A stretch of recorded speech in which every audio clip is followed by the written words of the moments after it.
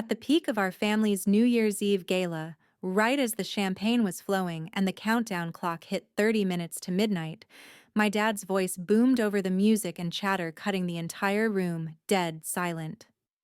Ursula, tell me right now, why is a random older couple living in the $1 million lakeside retreat in Wisconsin that I bought for you? The crystal flute in my hand shook. Everything slowed. I felt every pair of eyes turn toward me. I set the glass down before it slipped. My voice came out steadier than I expected. Dad, I've been sleeping in my car for the past 4 months. Across the room, my brother's face drained of color so fast I thought he might drop right there. He gripped the back of a chair, knuckles white, while his wife hurried to his side, murmuring something no one else could hear. Dad didn't blink. He stood in the center of the crowded living room of our Milwaukee home, still in the same tailored coat he'd worn off the plane from Europe that morning, staring straight past me to where my brother stood frozen. I drove up to the retreat today to surprise you. He continued loud enough for the whole party to hear. Imagine my shock when two complete strangers answered the door and told me they were paying rent to live there, rent to my own son. A few guests shifted uncomfortably. Someone killed the music. The only sound left was the low hum of the fireplace and the rapid thud of my pulse in my ears. I looked at my brother. He wouldn't meet my eyes. Dad stepped closer, voice dropping to a dangerous calm. Ursula says she's homeless, yet there's a couple living in the property I put in her name years ago. Someone needs to explain this to me. Right now. My brother opened his mouth, closed it again. His wife put a hand on his arm, smiled tight and nervous. I felt the weight of the last few years crash down all at once. The endless shifts, the ruined credit, the nights parked in empty lots with the engine off to save gas. All while apparently strangers lived in the home that was supposed to be mine. Dad's gaze swept the room, then locked back on me. Something passed between us, something sharp, and knowing that no one else seemed to catch. Then the first flash of blue and red lights swept across the windows, reflecting off the crystal chandelier and painting everyone's faces in alternating color.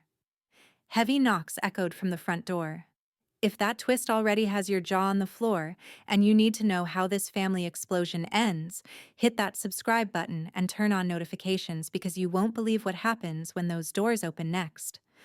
As the music died down from Dad's outburst, he pulled out his phone and held it up for everyone to see.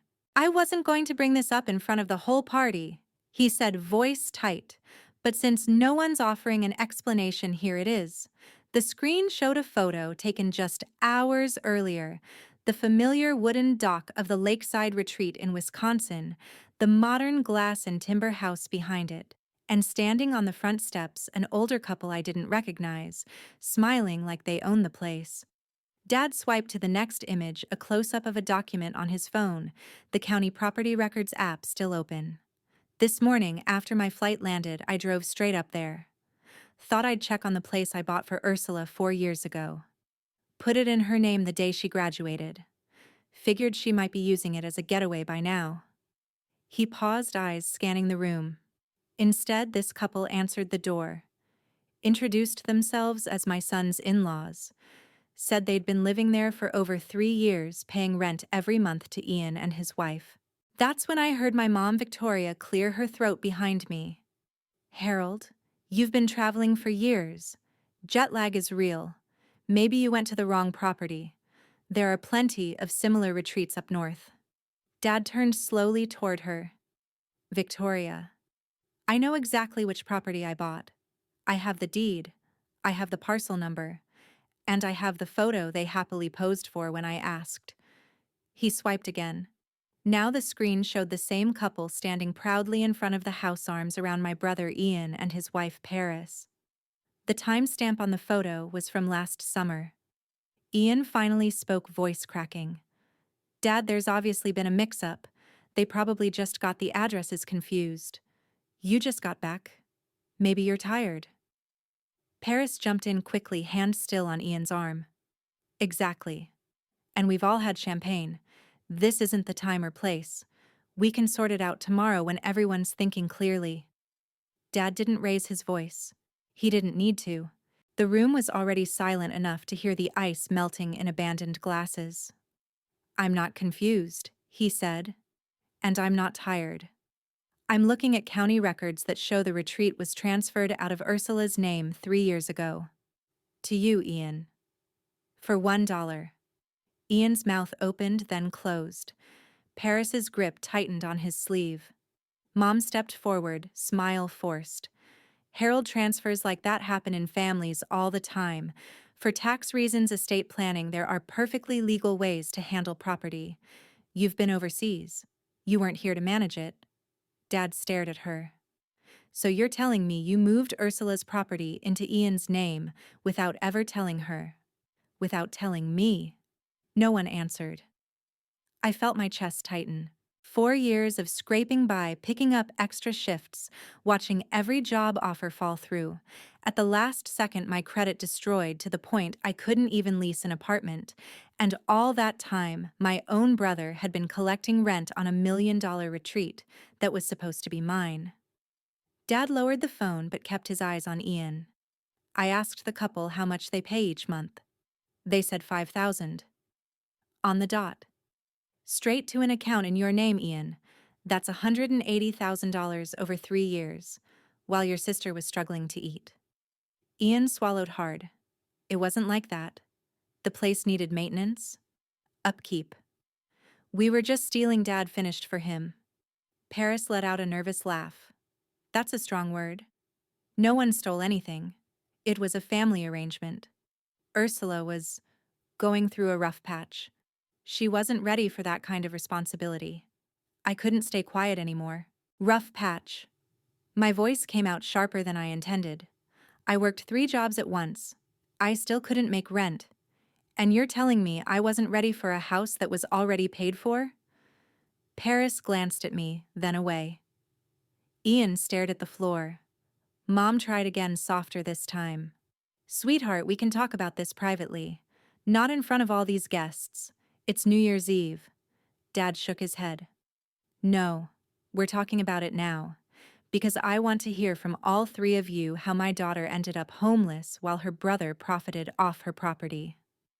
The silence stretched. No music, no clinking glasses. Just the weight of 30 people realizing they were watching a family implode in real time. Ian finally looked up, face flushed. You're blowing this out of proportion. We were protecting the asset. For the family. Dad's expression didn't change. Protecting it by forging a transfer. By letting strangers live there. By never telling Ursula it existed. Mom reached for Dad's arm.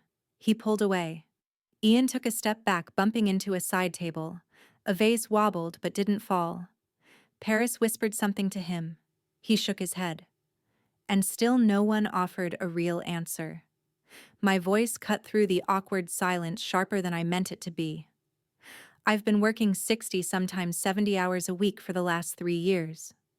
Bartending nights, driving rideshare mornings, picking up whatever freelance gigs I could find on weekends. And even then, I barely covered basics. I looked around the room. Most guests were pretending to check their phones, but everyone was listening. My credit score tanked. I don't know exactly how or when it started, but suddenly, every application, apartments, cars, even store cards got denied. Landlords ran checks and turned me away. That's why I've been living out of my car. Parking in lots overnight, showering at gyms, keeping everything I own in the trunk. Mom shifted beside me, her smile gone. Ian stared at his shoes. Paris clutched her champagne flute like a lifeline. I had no idea any of this was connected to a retreat in Wisconsin, I continued. No one ever told me Dad bought me a property. No letters, no calls, no mentions at family dinners. Nothing. I turned directly to Mom. So tell me, how does that happen? How does $1 million home end up with strangers living in it while I'm scraping together change for gas? Mom's mouth tightened.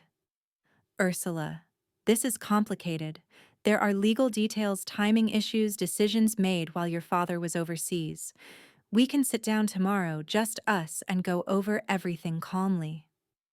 Ian nodded quickly. Yeah, it's not as simple as it sounds. There were reasons we handled it this way. Good reasons. I felt heat rising in my chest. Good reasons.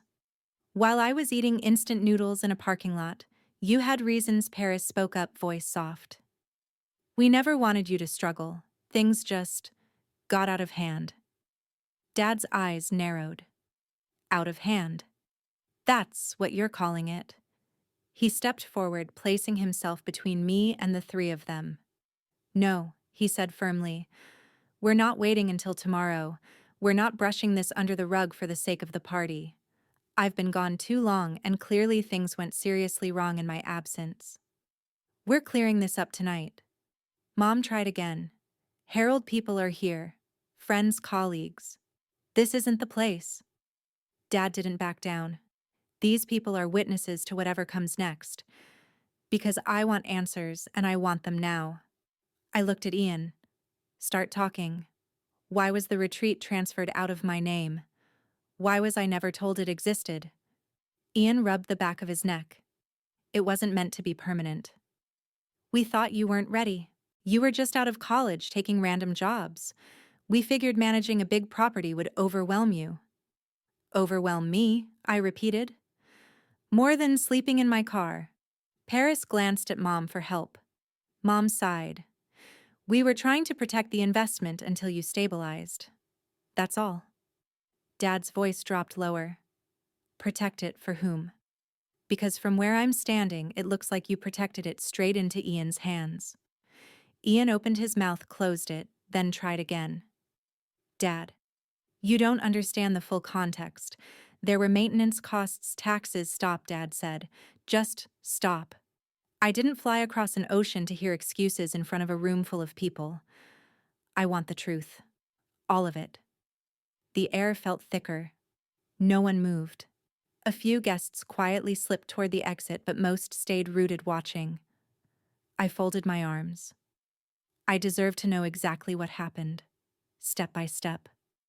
Why I was kept in the dark while everyone else benefited.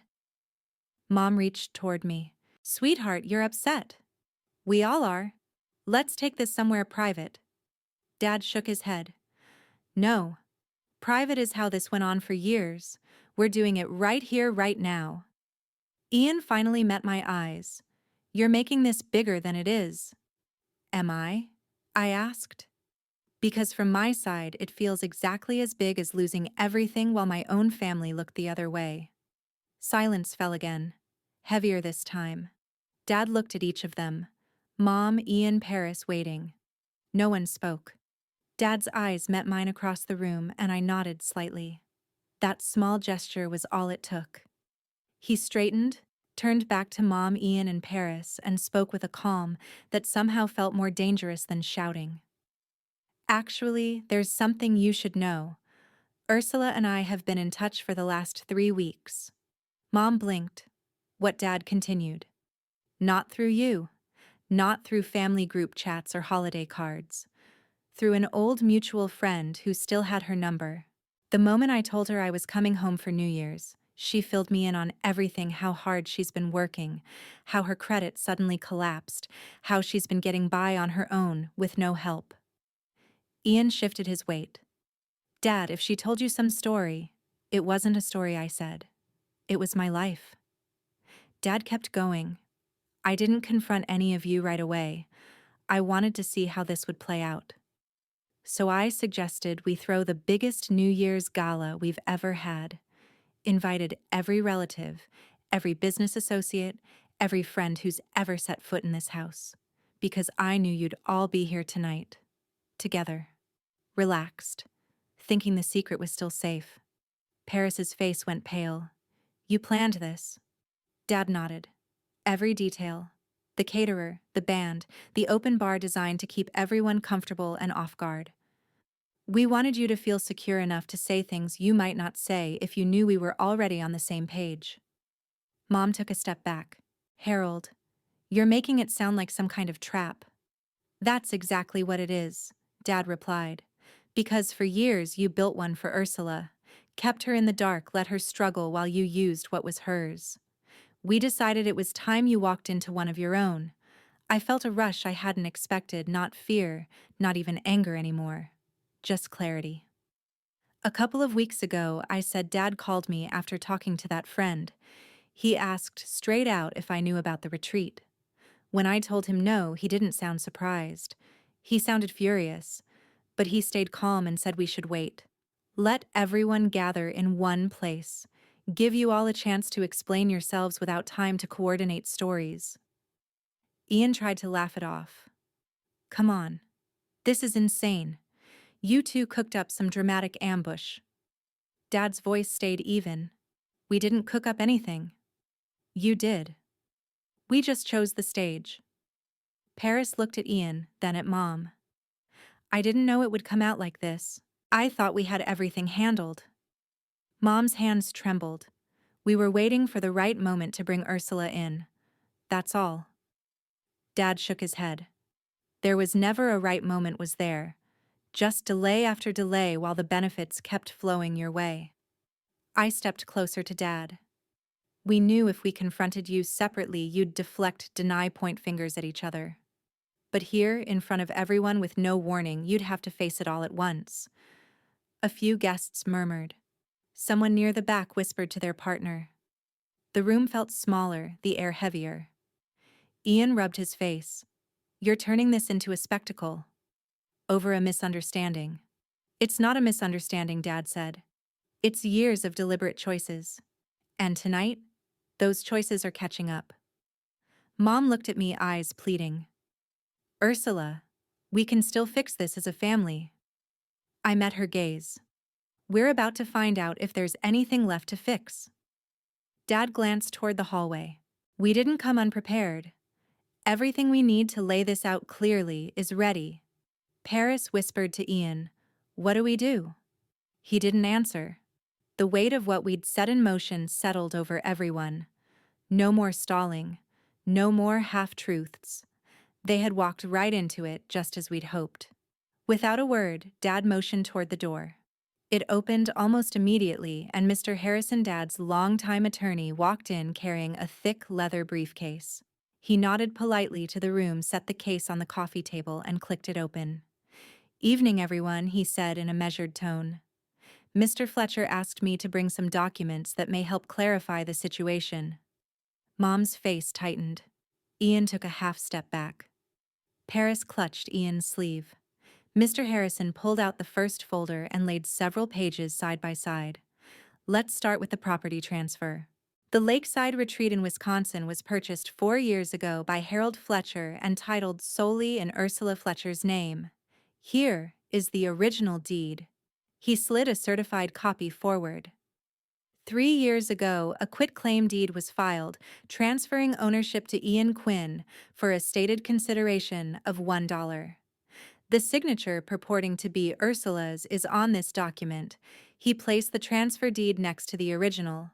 Forensic handwriting analysis conducted by an independent expert concludes with 99% certainty that the signature was not written by Ursula Fletcher.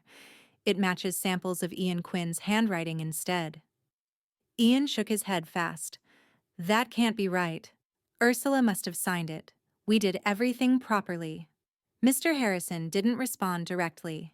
He simply turned to the next set of papers. Moving on. Over the past 3 years, Ursula applied to 27 professional positions after graduation. 25 of those applications reached final stages before being abruptly withdrawn or rejected. He laid out a stack of printouts. Human resources departments at 12 of those companies received anonymous emails claiming Ursula suffered from instability, had performance issues in college, and would be a liability. All emails originated from an IP address registered to this residence. Timestamps align with hours when only certain household members were home. Mom's voice came out strained. Anyone could have sent those. Wi-Fi can be accessed from outside. Mr. Harrison continued calmly. The router logs obtained through legal channels show the sending device MAC address belongs to a laptop registered in Ian Quinn's name. Paris whispered, "This is getting out of hand." Mr. Harrison pulled another folder. Next, Ursula's savings and loan repayment account. From part-time earnings, she deposited regular amounts intended for student loan reduction. Bank records show automated transfers redirecting those funds not to the lender, but to a separate account controlled by Victoria Fletcher marked as Property Expenses. Mom's hand flew to her throat. Those were for taxes and insurance on the retreat. We had to cover costs somehow. Mr. Harrison placed the statements in a neat row. Over 3 years, the redirected total exceeds $120,000. None of it reached the loan servicer, resulting in defaults that damaged Ursula's credit rating severely. I stared at the numbers. They weren't abstract anymore. They were the nights I skipped meals, the shifts I couldn't turn down, the constant fear of falling further behind. Finally, Mr. Harrison opened the last thick envelope and spread bank statements across the table. Monthly deposits of $5,000 appear in an account solely in Ian Quinn's name. The sender is always the same couple currently residing in the retreat, Paris Quinn's parents. The memo line consistently reads, rent, or housing contribution. That totals $180,000 collected since they moved in. Ian's face was ashen. Their family. We let them stay at a reduced rate. It wasn't profit. Mr. Harrison looked up. Reduced from market value, perhaps, but collected from occupants while the true owner received nothing, and collected under a title obtained through forged documents. Paris's voice cracked. We thought it was temporary. We were going to fix everything later. Mom tried one last time. Harold, we can still handle this internally. No need for all this. Dad spoke for the first time since Mr. Harrison began. Internal handling is what got us here. These are facts, not opinions. Mr. Harrison closed the briefcase slowly. Every item presented tonight is backed by certified records expert reports or digital forensics admissible in court. Fraudulent transfer, forgery, embezzlement, and intentional interference with economic opportunity all carry serious consequences. The room felt colder. Guests stood frozen. No one reached for coats or made excuses to leave anymore. Ian looked at Mom, then at Paris. Neither returned his gaze. I finally found my voice. You all knew. Every month the money came in. Every time a job fell through, you knew exactly why I was struggling. And you let it continue. No one argued. Mr. Harrison stepped back, giving Dad the floor again. The evidence lay there between us, undeniable, organized, devastating. The room erupted into chaos as they turned on each other. Ian spun toward Mom, first voice rising sharp and accusatory. You always favored me anyway. You said Ursula couldn't handle responsibility. You pushed the whole idea from the start. Mom's eyes widened. Don't put this all on me. You're the one who wanted your in-laws close. You handled the paperwork. Ian's face reddened. Because you told me she'd never notice. You said it was better this way for the family. Paris started crying, tears streaming fast. Stop it. I only went along because Ian said it was temporary. He promised we'd tell her once things settled. I didn't want any part in hurting her. Ian shot her a look. You didn't complain when your parents moved in. You liked having them nearby. You spent the extra money on renovations. Paris sobbed harder. That wasn't the plan. You said it was just until we figured things out. Mom threw up her hands. Enough. We did what we thought was best for everyone. Ursula was struggling. Keeping the property active and maintained helped the whole family in the long run. Dad's voice cut through like ice. Best for everyone. Let's be specific. He stepped forward, eyes fixed on Ian. You took title through forgery. That's not protection. That's theft. Ian opened his mouth, but Dad kept going. You interfered with her job prospects. Every rejected offer traced back to decisions made in this house. That's sabotage. Paris tried to interrupt, voice breaking. We didn't mean. Dad turned to her. You lived off the arrangement. Your parents paid monthly while Ursula fought to survive. That's complicity. Mom tried again. Harold, we can still make this right. We acted out of love. I spoke for the first time since the accusations started flying, voice low and steady. Love doesn't look like this. Love doesn't leave someone in the dark while profiting behind their back. Ian glared at Mom. You kept saying she wasn't stable enough. You convinced me it was the right call. Mom snapped back, and you ran with it. You benefited most. Paris wiped her face, voice trembling. I told you both it felt wrong. But you said family sticks together. Dad didn't raise his volume. He didn't need to. Family doesn't forge documents. Family doesn't destroy credit. Family doesn't collect payments on property that never belonged to them. I looked straight at Ian. You watched me work myself to exhaustion and never said a word. Not once. He flinched but didn't respond. Mom reached toward me. We thought hardship would build character. Tough love. Dad's expression hardened further. There's nothing tough about betrayal. There's nothing loving about watching your daughter suffer while you gain. Paris collapsed onto a nearby chair, sobbing. I didn't want this to happen. Ian assured me it was legal. Ian rounded on her. Don't act innocent. You signed off on everything. The three of them kept going, voices overlapping blame, shifting faster with every sentence. Dad waited for a brief pause, then spoke again. Every choice had consequences. You chose to hide, you chose to profit, you chose to isolate. I added coldly.